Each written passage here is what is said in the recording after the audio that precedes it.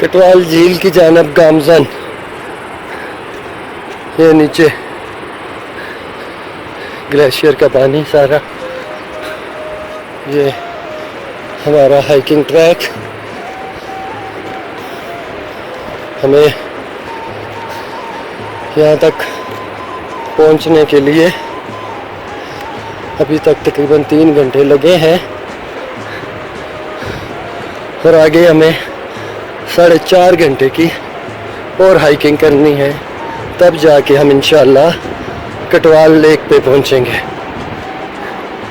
ये खूबसूरत नज़ारे,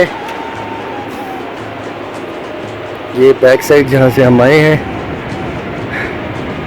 ये वहीद तनोली साहब गामजन है, दामे दर में सुखने कदमे लगे हुए हैं और अजीब सूरत हाल है। खाने पीने का सामान उठा के आना हमारे बस में नहीं था, तो जस्ट एंजॉयमेंट के लिए हम निकल खड़े हुए हैं। पानी का यहाँ पे कोई मसला नहीं है, हर जगह पे पीने का पानी अवेलेबल है। अस्सलाम वालेकुम। कितनी देर हुई है बाकियों को निकले? कितना आगे हैं बाकी? अच्छा, ये ट्रैक है मुसलसल, बड़ी लंबी चढ़ाई है और ये जो पीक है ऊपर, इसके बेस में कटवाल लेक है, जहाँ तक हमने इंशाअल्लाह पहुँचना है आज शाम तक।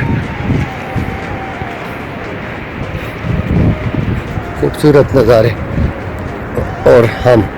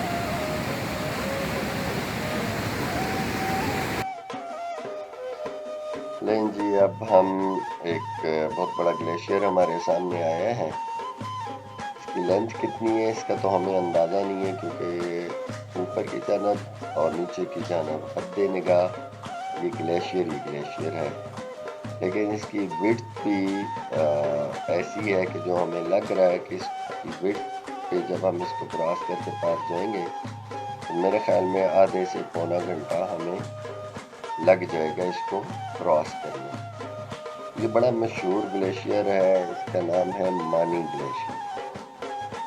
मानी ग्लेशियर को इस वक्त हम क्रॉस कर रहे हैं, लेकिन क्रॉस भी हम इस तरह से कर रहे हैं कि हमारे पास कोई इक्विपमेंट्स नहीं है। हमारे एक दोस्त जो हैं वो हश पपीज़ के सैंडल पहन के आ गए हैं, क्योंकि हमें जो गाइड किया गया था कि जी बस 2 घंटे आप जाएंगे तो ऊपर कटवाल लेक और लैला पीक आपको मिल जाएगी, लेकिन हमें आलमोस्ट 6 घंटे हो चुके हैं और आगे कितना चलना है अभी हमें कोई अंदाज़ा नहीं है, क्योंकि इस जगह पे कोई बंदा बशीर तो है नहीं कि जिससे हम गाइड लें। बस एक ये है कि एक रफ सा एक कुछ पाँव के निशानात कहीं ना कहीं हमें मिलते हैं, तो उनकी गाइडलाइन के तौर पे लेके तो हम चल रहे हैं। जगह जगह इस ग्लेशियर में होल बने हुए हैं और अगर खुदा न खास्ता कोई बंदा इसमें गिर जाए तो ना हमारे पास कोई रस्सी है, ना यहाँ पे कोई कम्युनिकेशन का सिस्टम है और कुछ भी नहीं है। बहरहाल अल्लाह मालिक है, ऐसे ही होते हैं हमारे तो सारे सफ़र कि अल्लाह तवक्कल बस निकल जाते हैं। जो भी कंडीशन हो तो यही ज़हन में होता है कि जब अल्लाह ना करे आजमाइश पड़ी तो फिर देख लेंगे। वेल इक्विप्ड नहीं है हम। तो इस वक्त हम क्रॉस कर रहे हैं जी मानी ग्लेशियर, और मानी ग्लेशियर को क्रॉस करने के बाद हमने सामने जंगल में जाना है, और वहाँ से हमें बताया गया कि शायद घंटा 2 घंटे आपके आगे लग जाएंगे, और फिर उम्मीद है कि हम उधर कटवाल लेक, मानी ग्लेशियर और कटवाल मेडोज जो हैं उन तक पहुँच जाएंगे इंशाल्लाह।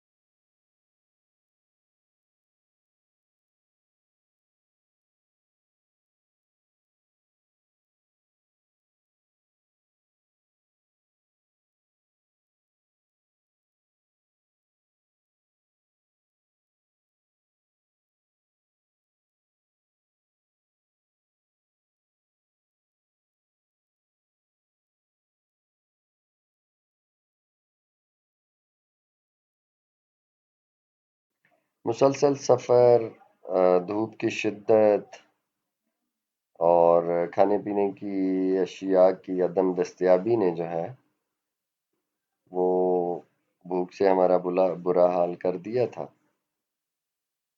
तो जब हम मानी ग्लेशियर को क्रॉस करके पहुंचे पारली साइड पे, तो हमें कुछ मकामी जो फ्रूट होता है शहतूत, उसके दरख्त नजर आए, जो कि बिल्कुल फल से लदे हुए थे, और बिल्कुल पका हुआ फल था। उनको देखते ही हमारी जान में जान आई, और हमने बेधड़क होके, रुकावट तो थी कोई नहीं, इसलिए बिल्कुल बेदरेग होके अहबाब कोई दरख्त पे चढ़ गया, किसी ने टहनी को नीचे खींचा। लेकिन ये है कि बहुत लजीज किस्म का फ्रूट हमें खाने को मिला, और हमने डट कर खूब खाया, जितना हमारे लिए मुमकिन था खाना हमने डट कर खाया।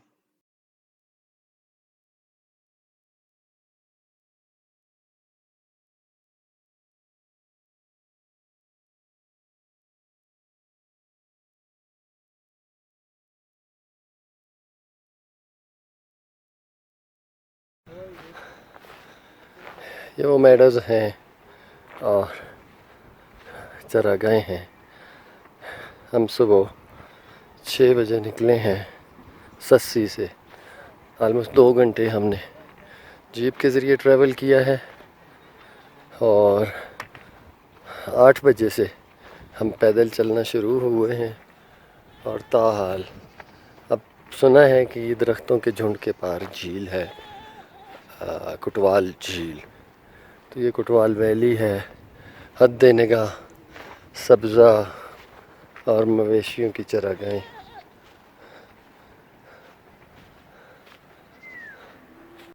ये है जी वो कटवाल ग्लेशियर्स हैं, और शायद ये जो मानी ग्लेशियर है उसका जो आगाज है वो भी यहीं से हो रहा है।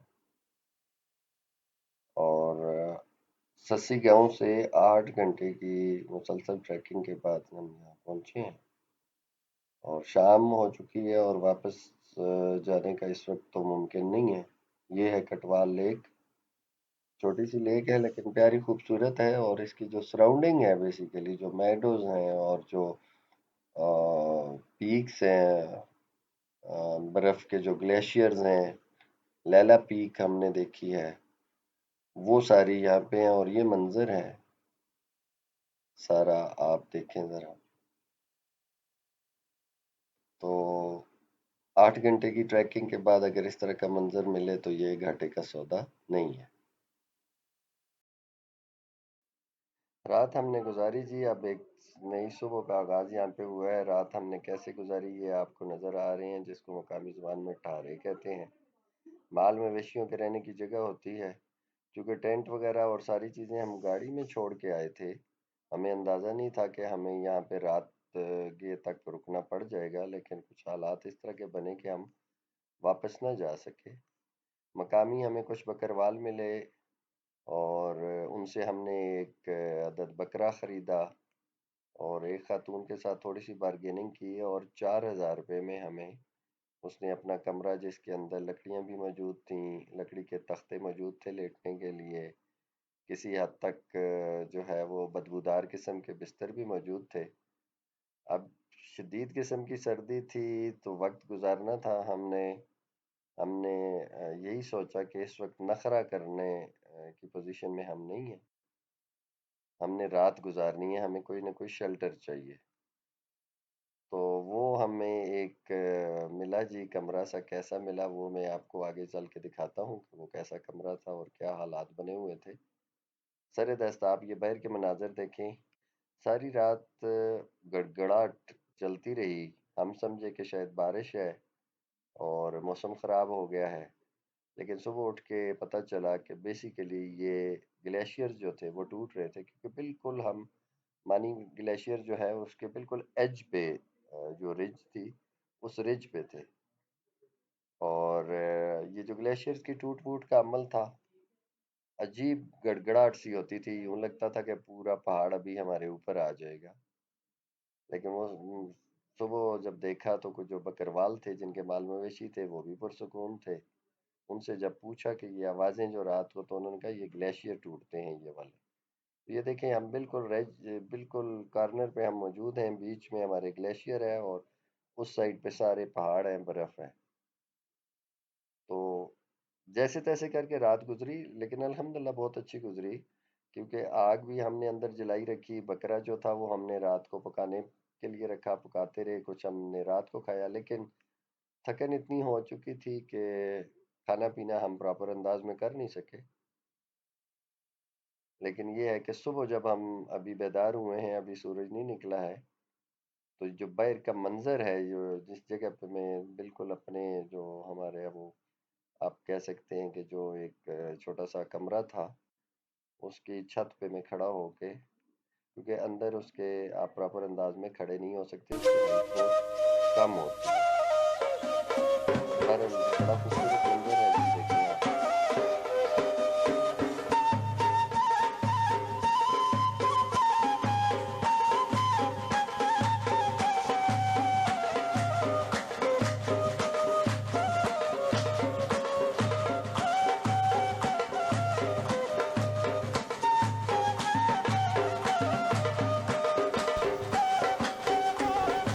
सर्दियों के लिए लकड़ियाँ, हट की दीवारें, हट का दरवाज़ा है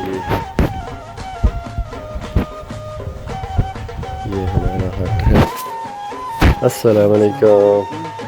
पहुँचे हैं जी, ये हमारे मेज़बान हैं जी, छोटा भाई जो तर्जुमान भी था हमारा। अस्सलाम वालेकुम चाचा, ठीक हैं जी, खैर खैरियत है। ये दीवारें बनी हुई हैं हट की,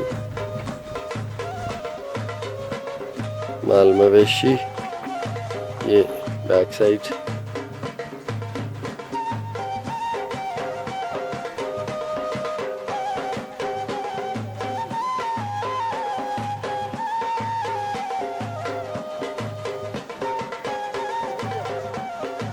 ये आगे जो है वो बैक यार्ड एरिया है, जिसमें वेजिटेबल्स, सब्जियां लगाई जाती हैं।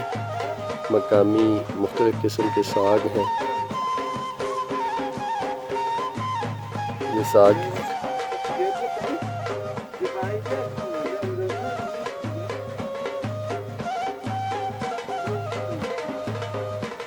ये साग लगाए गए हैं मकामी, अपना उगाओ अपना खाओ कि फार्मूले के तहत।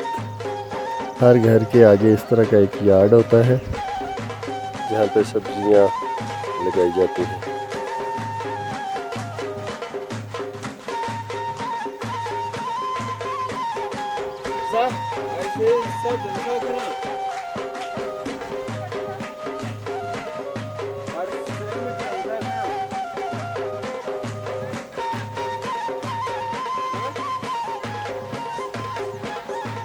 ये घर के साथ ही जानवरों का बाड़ा है, जहाँ पे ये माल मवेशी बांधे जाते हैं।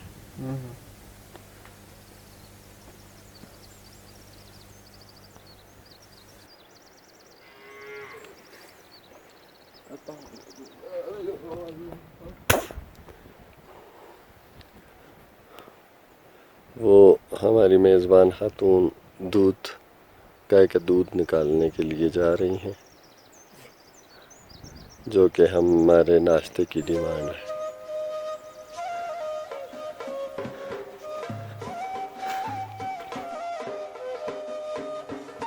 ये जी हमने दूध मंगवाया है सुबह सुबह, ताज़ा बकरियों का दूध निकाल के लाए हैं और गाय का दूध है, लेकिन इसके अंदर जो है वो बाल थे मवेशियों के, तो उसको कैसे ये साफ करते हैं सारा मकामी लोगों का प्रोसेस है। इसकी को मिला है, लाई है, इसके ऊपर कपड़ा रख के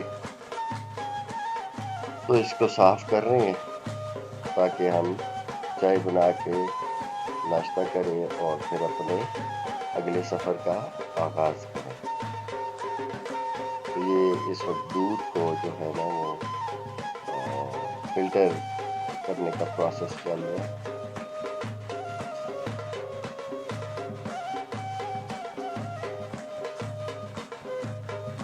देखिए आप,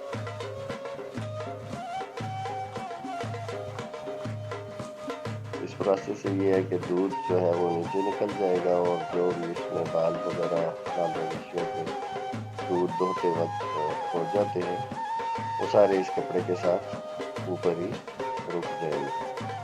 तो फिर हम इस दूध को बॉयल करके अपने इस्तेमाल में लें।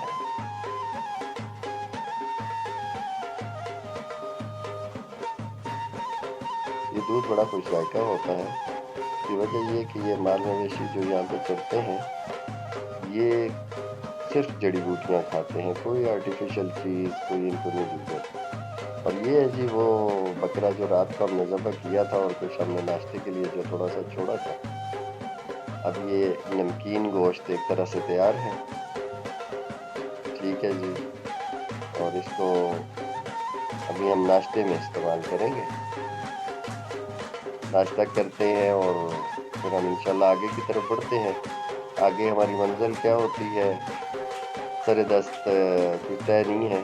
सबसे पहले तो हमने यहाँ से निकलना है और नीचे सस्सी गाँव जाना है, अपनी गाड़ियों तक जाना है और फिर वहाँ से आगे स्कर्दू की तरफ जाना है या गलगेट की तरफ जाना है, ये अभी तय करना बाकी है।